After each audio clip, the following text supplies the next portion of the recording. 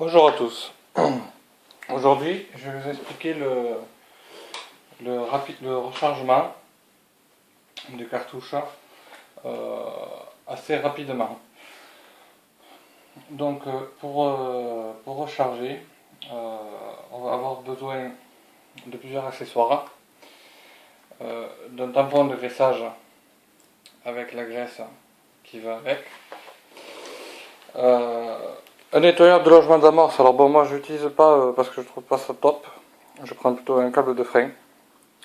C'est très efficace. Un kit pour pouvoir raccourcir les douilles. Il va nous falloir un pied à coulisse. Électronique de préférence, vous serez plus précis. Après, il va nous falloir un réamorceur. Donc moi j'ai du lit, le RAM Prime, c'est pas mal.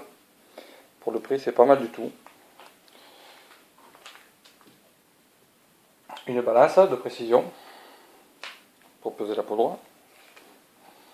Le petit entonnoir pour mettre la poudre dans les douilles.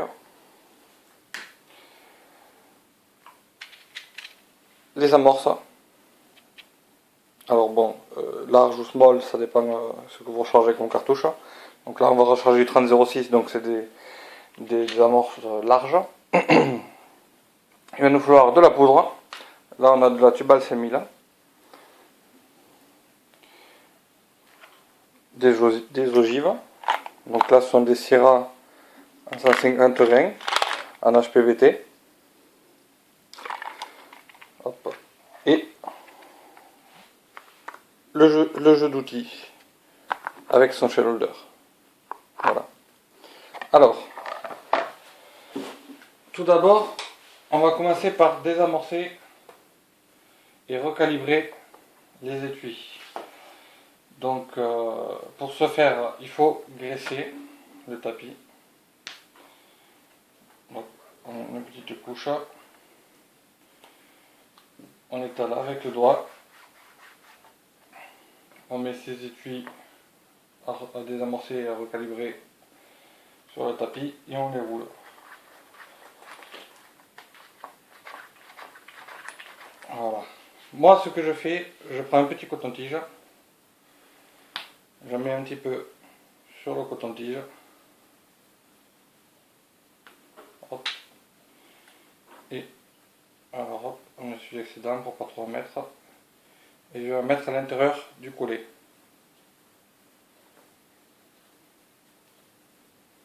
Parce que quand vous allez désamorcer et recalibrer, vous allez recalibrer sur la première passe et en ressortant le levier, ça va recalibrer l'intérieur du collet. Voilà.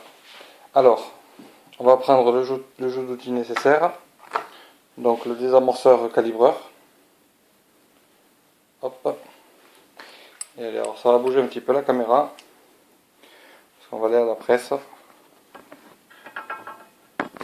Voilà. Hop.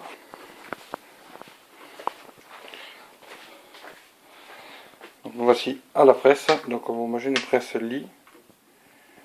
C'est le premier prix. Presse à mon lu, j'ai payé 150 € pour me dépanner pour commencer. Mais fait l'affaire. Donc on met en place le jeu d'outils. Il faut le shell holder aussi. Hop.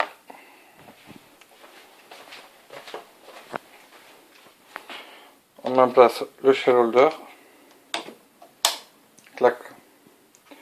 On prend un étui.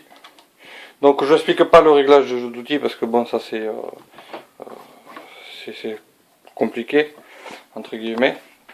Donc bon moi j'ai du RCBS donc on a une petite vis de blocage pour à chaque fois revenir au même réglage sans s'embêter à régler à chaque coup. Donc là on abaisse la presse du levier. Hop, on entend la morceau. Et on ressort, clac. Voilà, c'est désamorcé et recalibré.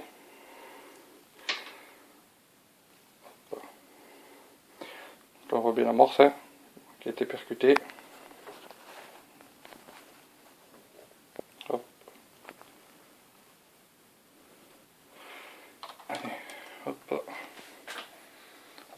refait la même opération. Clac. Et on ressort. Voilà. Donc là, on a les deux douilles désamorcées et recalibrées. Allez.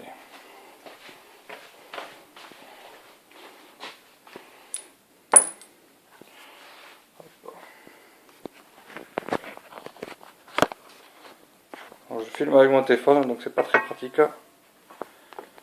Mais bon, ça fait quand même. Alors, ça, une fois qu'on a désamorcé et recalibré, alors, je vais vous montrer une ogive, une douille qui n'a pas été. Alors, je vais pas faire tout au long, parce que bon, pour la présentation, ça sert à rien. Voilà, avant de recalibrer l'ogive, voilà à quoi sert le recalibrage et nage. Une fois qu'on a recalibré, on resserre le collet et là, vous pouvez y aller. L'ogive, elle ne peut pas entrer. Voilà. Alors après, on passe au nettoyage du logement d'amorce. Donc on prend son petit câble, qu'on rentre dans le logement et on tourne la douille pour nettoyer. Et là, vous voyez, c'est tout propre. Alors, si ça peut faire la mise au point. Bon, ça va pas. Hop, on fait les deux douilles.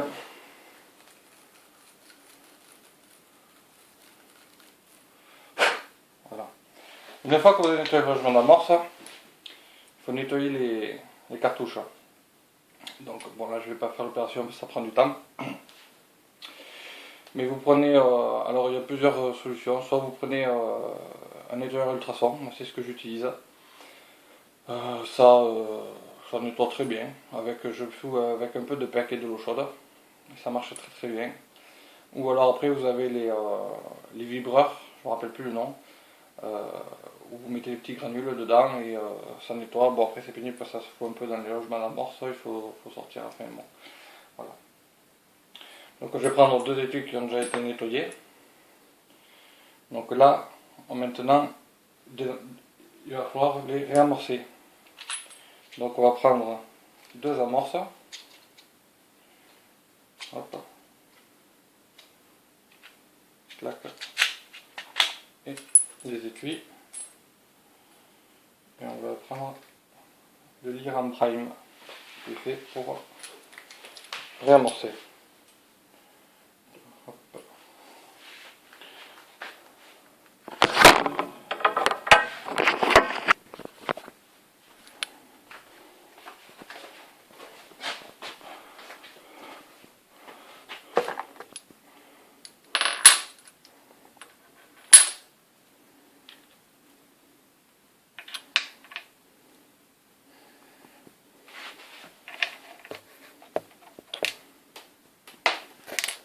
Ce que je ne vais pas faire, je le fais.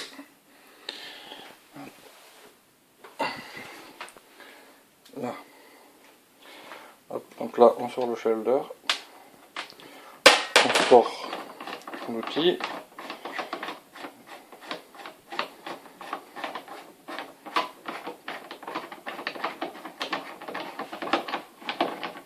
On va remettre dans sa boîte de suite.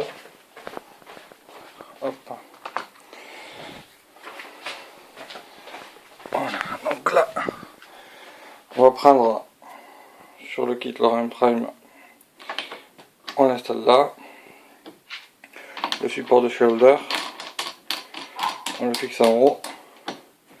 On prend le shoulder, on le met en place. On emmène la presse en haut. Il n'y a plus qu'à mettre l'amorce.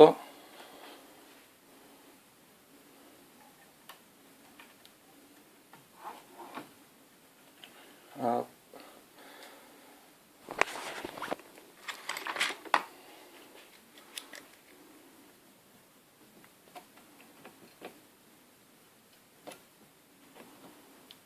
C'est un peu déformé quand il est tombé. Hop. Alors.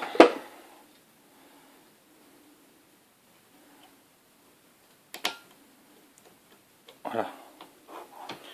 On met l'amorce en place. On descend le levier. On prend la douille. On vient la mettre dans le shoulder. Et on remonte. Et clac. On appuie. Et c'est réamorcé. Hop. On va remettre notre amorce. Clac. On descend le levier. La même opération. Clac. Et c'est réamorcé. Hop là. Voilà. Une fois que c'est réamorcé. Donc bon, on peut démonter ça parce qu'on n'en a plus besoin.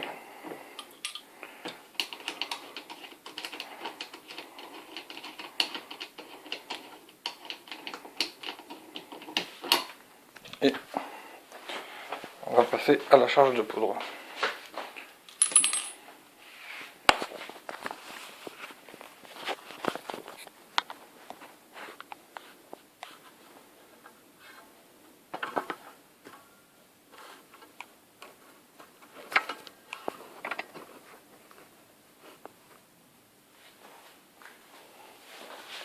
Ça, on peut le ranger dans sa boîte. Donc, ce qui est bien dans ce kit de Laurent Prime, vous avez pour faire les amorces small et les amorces larges. Vous faites les deux avec. Et ça vaut 16 €. Franchement, ça va super bien pour le tarif. Ça sert à rien de prendre autre chose. Donc la balance. Donc on va allumer la balance.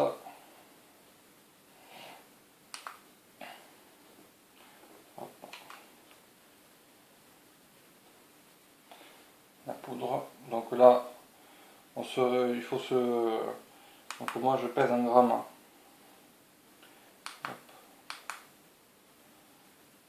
Là on vérifie que la balance est bien tarée. Toujours. Ah, hop. Et là vous mettez votre dose de poudre suivant la préconisation de votre niveau de rechargement. Pour moi c'est le Malfatti.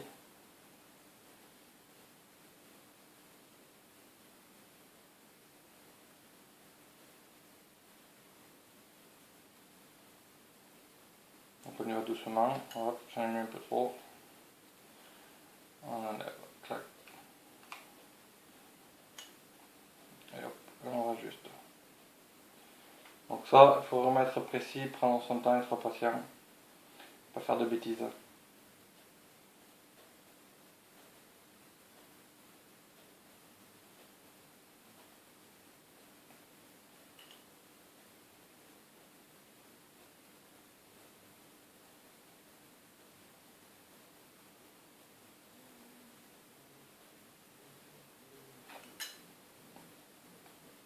Ah, on attend un petit peu. Hop, on met l'entonnoir. Hop. Et voilà. On vérifie avant de la peser.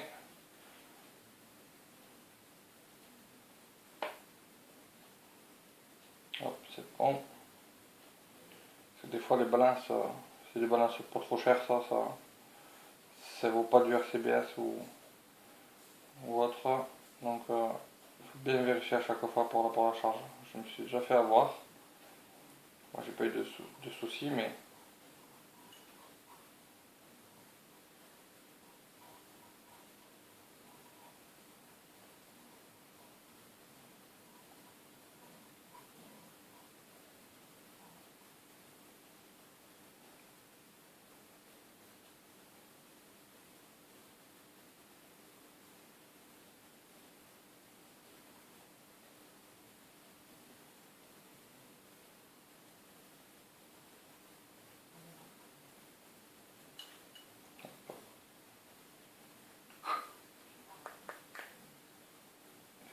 c'est pareil.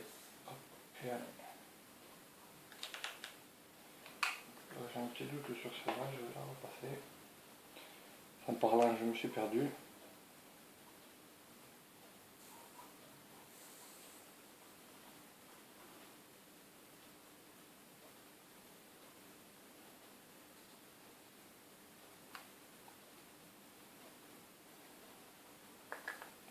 C'est bien ça. J'avais un petit doute. Quand on a un petit doute, tu veux me repasser et être certain de ce qu'on fait. Et bon, là, ça me perturbe en parlant. On n'est pas aussi bien organisé que si on est calme. Il faut faire ces opérations, bien entendu, calme, à l'abri de bruit, et ne pas être énervé, stressé. Sinon, c'est là que vient l'erreur. J'ai oublié de vous parler, pour raccourcir les douilles, donc avant de mettre sa dose de poudre, bien entendu, avant de nettoyer aussi les cartouches, les étuis, il faut mesurer. Donc il va falloir mesurer votre étui. Hop. Et faire avec sur la table de rechargement, il vous donne une cote. Donc si jamais on est trop grand, il faut raccourcir. Donc bon, moi tous mes étuis ici sont passés. Je vais les tomber bien entendu. Donc tous mes étuis sont passés. Donc ils sont tous raccourcis à la taille. Pour les raccourcir, donc on va prendre le kit. Alors moi j'ai fait le kit rapide de Chili. On adapte sur la perceuse et c'est vite fait. Donc grossièrement, on met sur la perceuse, donc là bon ça c'est pour le 202, mais normalement on rentre l'étui. Voilà, moi c'est celui-là normalement pour le 3006, qu'on bloque dans la perceuse. Il y a une jauge qui vous dit pour calculer la longueur, donc là bon, c'est la jauge du 122, mais vous avez voilà le 3006. On rentre dans l'étui et quand on arrive à buter contre le puits de logement d'amorce, ça nous arrête, ça nous freine si vous voulez, pour pas couper trop court. Voilà. Et après il faut chanfreiner les bavures. Pour nettoyer le logement d'amorce, j'avais acheté ça.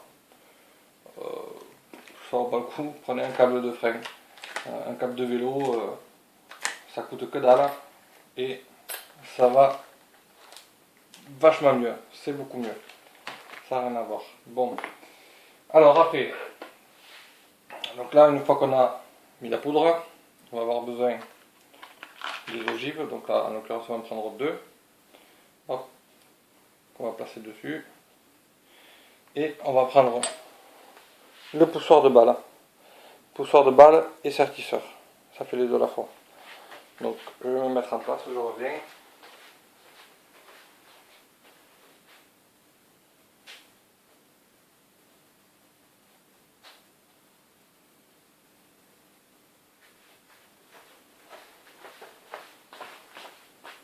Voilà.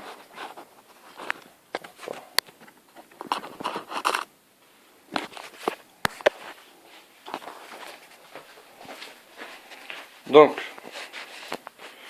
une fois devant la presse, c'est pas compliqué. On met en place un poussoir de balle qui est déjà réglé. Voilà. Bon, je vous expliquerai pas le réglage, c'est pareil, c'est trop long. On met son shallow holder en place. Hop, on descend le levier. Donc bon, moi je pars comme ça normalement, l'étui vide. On le rentre en place. On met son ogive.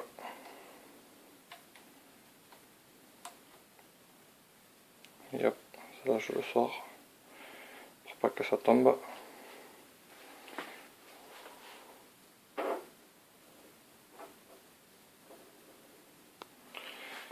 Et hop, et on rentre la presse en butée. Clac. Voilà. Donc moi j'ai pas de sertissage parce que j'ai pas de gorde de sertissage. Et vu que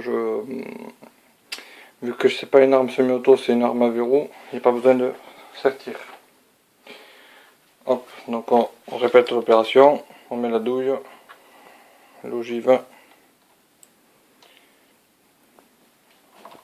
on abaisse le levier, on vient embuter la même pression, et voilà la seconde cartouche. Voilà, donc là après on revient avec nos cartouches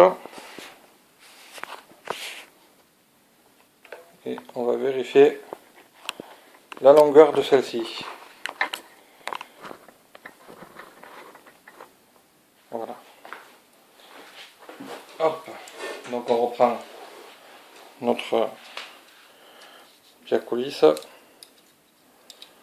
et là on connaît sa cote qui est adaptée par rapport à son arme et on mesure.